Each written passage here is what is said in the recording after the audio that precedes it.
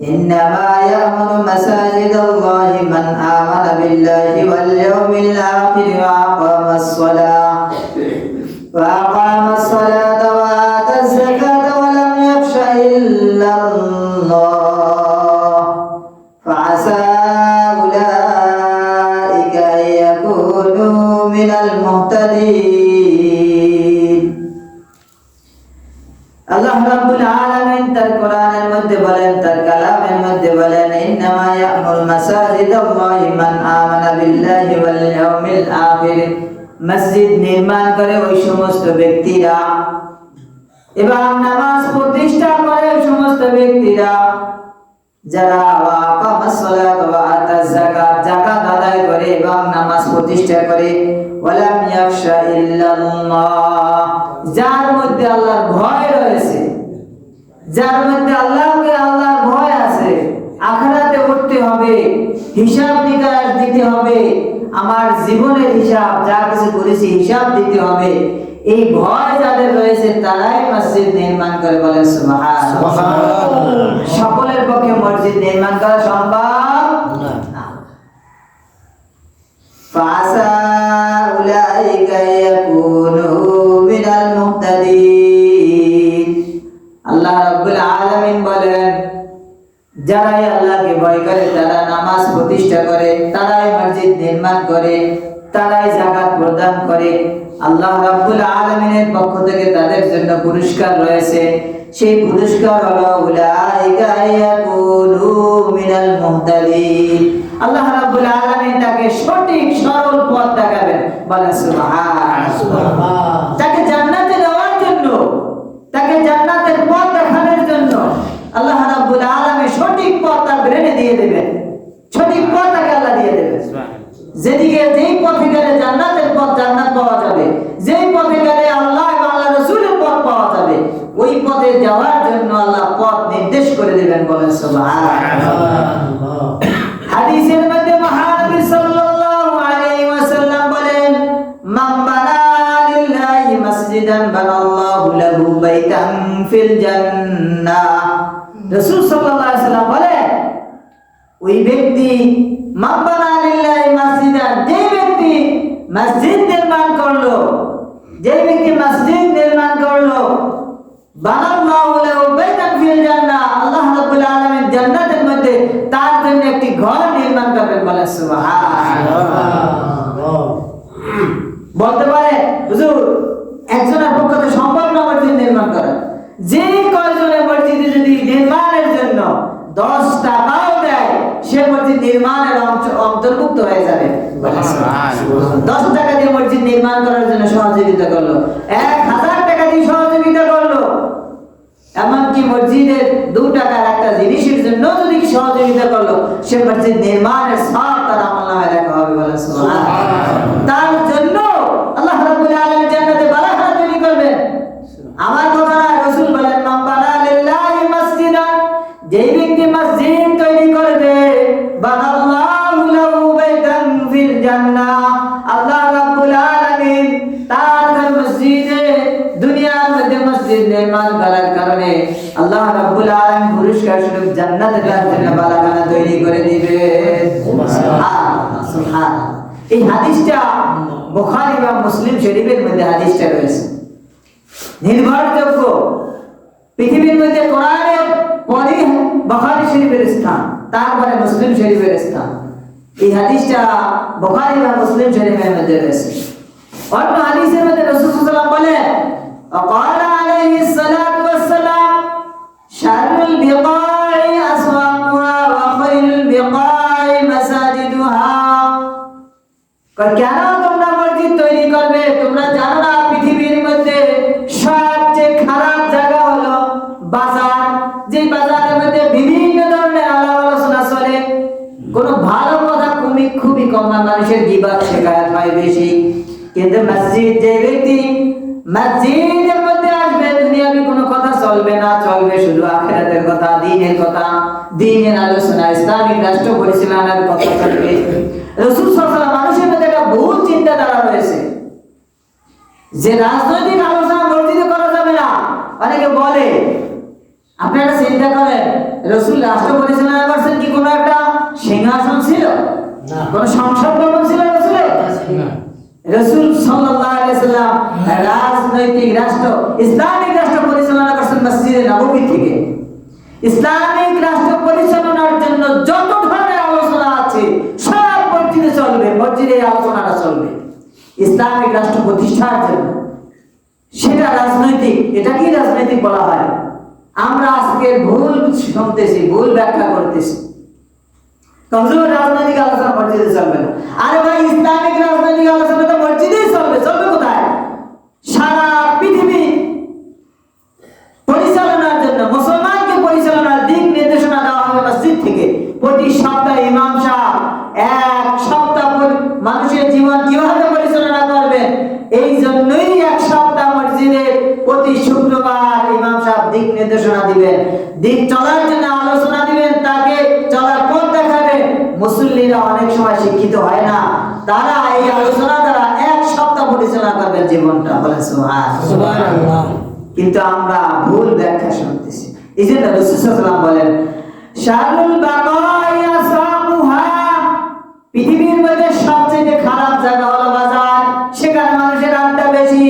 অখাইরুল বিকাই মাসাজিদুহা, এবং সবচেয়ে উত্তম জায়গা হলো মসজিদ, জায়গা যেখানে ঢুকবে তো সব লেখা শুরু হবে। মসজিদে ঢোকার সাথে সাথে ফেরেশতারা আপনার আমলনামা লেখা শুরু হয়ে গেল। যতক্ষণ পর্যন্ত আপনি মসজিদ থেকে না বের হবেন ততক্ষণ পর্যন্ত আপনার আমলনামা সব লেখা হবে। সুবহানাল্লাহ। কোথাও কোনো হাদিসের মধ্যে নাই যে আপনি বাজারে গেলে, দোকানে বসলে আপনার ফেরেশতা সব লিখবে। কোথায় কোনো হাদিস, কোরআন এবং হাদিসের মধ্যে কোথায় দেখাইতে পারবেন না। কিন্তু মসজিদে আসে, আল্লাহুম্মা আফতাহলি আবওয়াব রাহমাতিক, অর্থ কি জানেন? এর অর্থ কি? মসজিদের নামাজ, মসজিদে দোয়া অর্থ কি? আল্লাহুম্মা আফতাহলি, হে আল্লাহ তোমার রহমতের দরজাগুলো আমার জন্য খুলে দাও, তোমার রহমতের দরজাগুলো আমার জন্য খুলে দাও। আমি তোমার ঘরে চলে আসছি, তোমার কাছেই চলে আসছি, আমি এখন তোমার জিম্মায় চলে গেলাম। বলেন সুবহানাল্লাহ। এই জন্যই যখন মানুষ মসজিদে ঢোকে, ঢোকার সাথে সাথে ফেরেশতারা সব লেখেন, সব লিখতে থাকে। এই জন্য সবচেয়ে উত্তম জায়গা হলো মসজিদ। অন্য হাদিসের মধ্যে লেখে, ওই ব্যক্তিকে মুমিন হিসাবে স্বীকৃতি দাও যে ব্যক্তি মসজিদের মধ্যে বেশি আসা যাওয়া করে। তার মানে পাঁচ ওয়াক্ত নামাজের জন্য, মানে এক নামাজ পড়ার পরে আরেক নামাজ পড়ার জন্য চিন্তা ভাবনা নিয়ে সে বাহিরে নেমে যায়, বিভিন্ন কাজ করে, আবার মসজিদে যখন আযান শুরু হয়ে যায় আবার মসজিদে চলে আসে। এই জন্য ওই ব্যক্তিকে মুমিন হিসেবে স্বীকৃতি দাও যার আনাগোনা বেশি মসজিদমুখী হয়। অনেক সময় বলে ভাই মোল্লাদের মসজিদ পর্যন্ত, আরে মোল্লাদের তো মসজিদ পর্যন্তই থাকবে, সে দৌড়িয়ে মসজিদে আল্লাহর দরবারে চলে যাবে, এদের দৌড়ানো তো ওই পর্যন্তই থাকবে।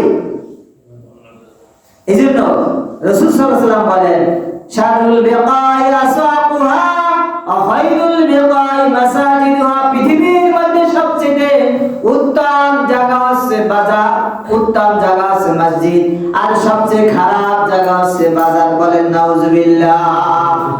খারাপ জায়গা বাজার। এই বাজারে যত মানুষ দেখবেন, একটু বাজারে না গেলে মন ঠান্ডা হয় না, একটু বাজারে না গেলে ভালো লাগে না, একটু বাজারে যাই বেশি, এখানে আড্ডা বেশি হয়। কারণ সেখানে আবার রাসূল সাল্লাল্লাহু আলাইহি ওয়াসাল্লাম বলেন, সাহাবায়ে কেরাম জিজ্ঞাসা করলেন, ইয়া রাসূলুল্লাহ, তাহলে আমরা কি বাজারে যাব না? হ্যাঁ, বাজারে যাবে। বাজারে যাওয়ার পর একটা দোয়া আছে, যদি তুমি এই দোয়াটা বাজারে যাইয়া পড়ো, তোমার আমলনামায় 20 লক্ষ নেকি লেখা হবে। বলেন সুবহানাল্লাহ। এই কথা শুনিয়া সাহাবায়ে কেরাম এখন ঘন ঘন বাজারে যায়, আবার আসে, বাজারে যায় আবার দোয়া করে আবার চলে আসে। এটাই তো মুমিনের সেবা। যেখানেই সব সেখানে মুমিন আছে, যেখানেই দেখি সেখানেই মুমিন থাকবে।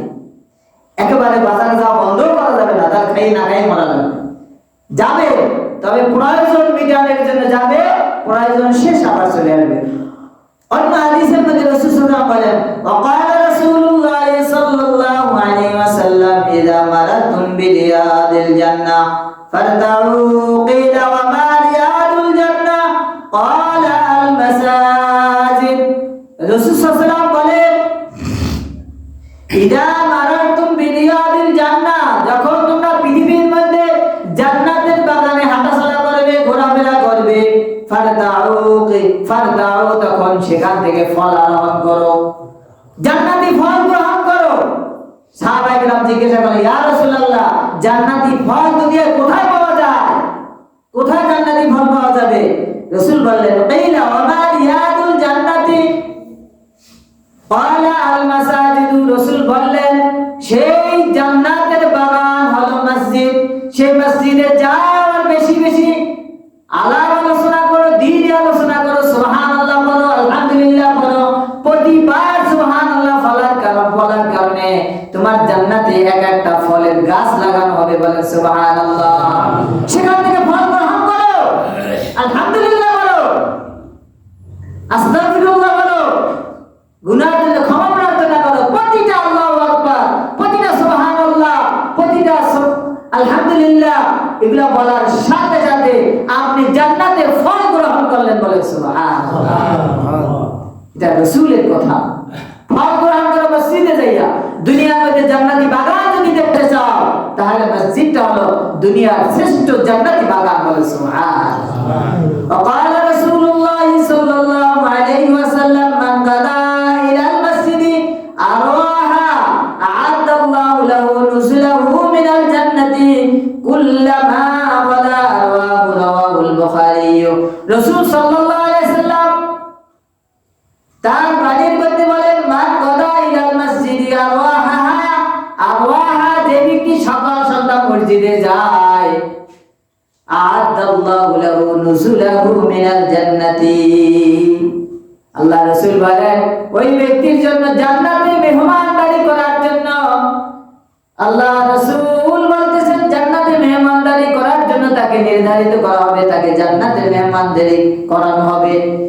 কুল্লামা গাদা আরওয়াহা, যে ব্যক্তি সকাল সন্ধ্যা মসজিদে যাবে, বেহেশতের বিভিন্ন পানীয় শরবত, মেহমান আসলে যে ব্যক্তি, কোন মেহমান যদি বাড়িতে আসে, আসার সাথে সাথে শরবত দেওয়া হয়, নাস্তা দেওয়া হয়, বিভিন্ন পানীয়, বর্তমান যে পানীয় আছে পানিগুলো দেওয়া হয়, তাকে আপ্যায়ন করা হয়।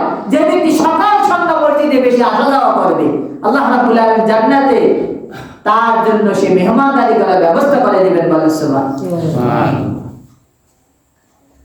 وقال رسول الله صلى الله عليه وسلم خلت البقاع حول المسجد فأرادوا بني سلمة أن ينقلبوا قرب المسجد।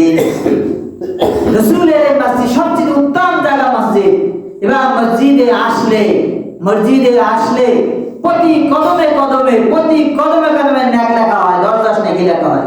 রাসূল সাল্লাল্লাহু আলাইহি ওয়াসাল্লাম একবার সাহাবায়ে কেরামের কাছে আলোচনা করতেছিলেন যে আমার সাহাবারা সবচেয়ে জায়গা হচ্ছে উত্তম জায়গা মসজিদ। এই সময় বনু সালামা রাদিয়াল্লাহু একটা গোত্র, তারা মসজিদের পাশে একটা তাদের জায়গা খালি হয়েছে, তারা দূর থেকে এই বাড়িঘর নিয়ে এখানে আসতে চেয়েছিল। রাসূল সাল্লাল্লাহু আলাইহি ওয়াসাল্লাম বলে, ফাআদু বনু সালামা আয়ানকালিবু কুরবাল মসজিদি। বনু সালামা বলছেন আমরা মসজিদের নববীর কাছে চলে আসব। ওয়া বালাগা যালিকা নবী সাল্লাল্লাহু আলাইহি ওয়াসাল্লাম, তারা ইচ্ছা করলেন, রাসূল বললেন যে বনু সালামা তোমরা কি ইচ্ছা পোষণ করেছো? আপনার মসজিদের কাছে আসবো, আপনার বেশি বেশি কথা শুনতে পারবো, সেই জন্য আমি মসজিদের কাছে বাড়ি করতে চাই। فقال لهم بلغني أنكم تريدون أن ينقلبوا قرب المسجد قالوا نعم। রাসূল বললেন তোমরা কি মসজিদের কাছে আসবে? হ্যাঁ আসবো। قالوا نعم يا رسول الله قد أراد ذلك, আমরা তো মসজিদের কাছে আসার জন্য নিয়ত করেছি। فقال يا بني سلمة দিয়ারুকুম তুকতাব আসারুকুম, তোমরা মসজিদের কাছে আসিও না, কারণ যত দূরে থাকবে তোমরা তত মসজিদে আসবে, প্রতি কদমে কদমে তোমার আমলনামায় 10 নেকি লেখা হবে, বলেন সুবহানাল্লাহ। এটা শুধু নয়, প্রতি কদমে যে মসজিদে আসতেছে আপনার মর্যাদা, আপনার সম্মান 10 গুণ বৃদ্ধি পেয়ে যাবে, বলেন সুবহানাল্লাহ। وقال رسول الله صلى الله عليه وسلم يأتي على الناس زمان يكون حديثهم في مساجدهم يمضي دنياهم فلا تجالسوهم فليس لله فيهم حاجة। রাসূল সাল্লাল্লাহু আলাইহি ওয়াসাল্লাম বলেছেন কিয়ামতের আগে দিয়ে দেখবেন মসজিদে দুনিয়াবি কথা বেশি হয়, ঝগড়াঝাটি দুনিয়া মসজিদের মধ্যে বেশি হয়, যত বাহিরের নোংরা আলোচনা সব মসজিদে হচ্ছে। রাসূল বললেন ইয়াতি আলা নাসি জামানুন, কিয়ামতের আগে দিয়ে একটা জমানা আসবে, একটা সময় আসবে, ইয়াকুনু হাদিসুম ফি মাসাজিদি ফি আমরি দুনিয়া, দুনিয়ার কথা মসজিদে বেশি বেশি হবে। ফালা তুজালিসুহুম, এমন যদি হয় তাহলে তোমরা ওই ধারে কাছেও যাবে না, সেখানে বসবে না। ফালা তুজালিসুহুম, সেখানে তোমরা বসবে না, ওখান থেকে বের হয়ে যাবে। ফালাইসা লিল্লাহি ফীহিম হাজা, যখন এরকম আলোচনা হয় আল্লাহ গজব তাদের উপর নাযিল হবে। আল্লাহ বলেন এই সমস্ত লোকের দ্বারা আমার কোনো কাজে আসবে না, এই সমস্ত লোক আমার দরকার নাই, আল্লাহ বলেন। তাই মসজিদে দুনিয়াবি আলোচনা চলবে না, আখিরাতে আলোচনা, ইসলামিক রাষ্ট্রের দিক নির্দেশনাগুলো, মানুষের জীবন দিক নির্দেশনাগুলো, ইসলামিক রাষ্ট্রের ব্যাপারে যত ধরনের আলোচনা সেটা মসজিদে হয়, মসজিদে চলবে। অকাল রাসূলুল্লাহ সাল্লাল্লাহু আলাইহি ওয়াসাল্লাম মান আকালা মিন হাযিহি শাজারাতিল মুনতিনাতি ফালা ইয়াকরুবান্না মসজিদানা, মসজিদে যখন মুসল্লিরা আসবে, এই খুতবার মধ্যে আজকের আলোচনা বলতেছেন যখন মসজিদে মুসল্লিরা আসবে তখন কোন দুর্গন্ধ জাতীয় ফল খেয়ে আসবে না। কেন? ফাইনাল মালায়েকা ইয়াতাআজ্জা মিম্মা তাআজ্জা মিনাল ইনসু, কারণ কোন দুর্গন্ধ জাতীয় জিনিস খেয়ে যদি আসে, যেমন পেঁয়াজ, রসুন বা অন্যান্য ফল, অনেকে ইয়ে খেয়ে আসে, ধূমপান করে আসে, পাশের মানুষ কষ্ট পায়, এই সমস্ত দ্রব্য জিনিস যা দ্বারা মুখে দুর্গন্ধ আসে, এই মানুষের কষ্ট পায়, এই সমস্ত খাইয়া মসজিদে আসা নিষেধ। কেননা